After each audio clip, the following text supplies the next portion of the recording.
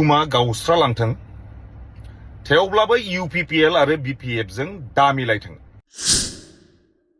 तो लोगोफोर नैबे समाव नोंथांमोननि गेजेराव मोनसे आपडेट लानानै फैलायबाय जायखौ नोंथांमोना सिनायखायो जन कार्जे तो बिथाङा माखासे बाथ्रा फोरमायदों BPF आरो UPPL खौ लानानै नोंथांमोना जोबजासिम बिथाङा बुंदों जे तो नांगौब्ला बुहुमानो गावलांथों पृथिबियानो थुब्ला थुब्लि जालांथों थेवब्लाबो BPF आरो UPPL खौसे दाजाथों बे बाथ्राखौ बुंदों नाथाय मानि थाखाय बुंदों मिथिया आरो तो नोंथांमोना नैबे भिडिअ क्लिपखौ नायगिरा ओरैबायदि माखासे बाथ्रा बुंदों।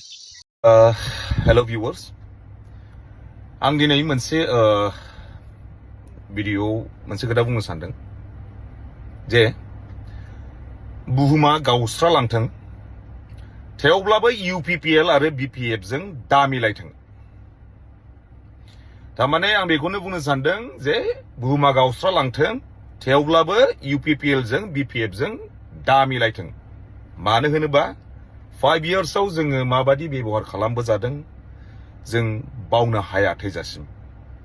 बेखायनो आङो जोंनि BPF नि जेसेबां गिदिर गोलाव दङ बिसोरखौ आं बुंनो सानो बे मिलायलायनि माखासे माबाफोरखौ खर'आवनो दालाबोथों बास बेनो आं बेखौनो बुंनो साननानै दिनै बे मोनसे भिडिअखौ लाबोनाय जाबाय।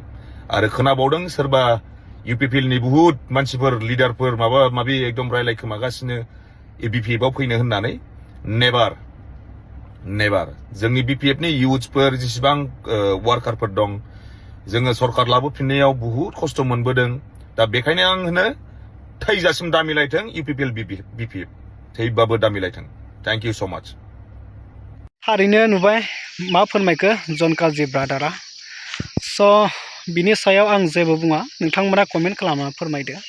तो राजनितिकनि बाथ्राखौ लानानै बिथाङा बुंदों तो बिथांखौ गोबां मानसिफ्रानो सिगांनि दिनाव माने जोबोद सापर्टबो खालामोमोन मोजांबो मोनोमोन बिथांखौ माने सैथो होननानै सानोमोन नाथाय दिनै राजनितिकआव ओंखारनाय लोगो लोगो राजनितिकआव माने BPF खौ सापर्ट होनाय लोगो लोगो बिथांखौ माने कमेन्टनि गेजेरजों ओरैबायदि रायहरनाय ओरैबायदि बुंनायखौ नुयो आरो तो बिथाङा माने सासे थगायसुला आरो सासे दादागिरि दा बेबायदि बाथ्रा बुंनायखौ नुनो मोनो आरो तो नोंथांमोना बिनि सायाव मा फोरमायनो सानो कमेन्ट सेक्सनाव थांनानै कमेन्ट खालामना फोरमायदो।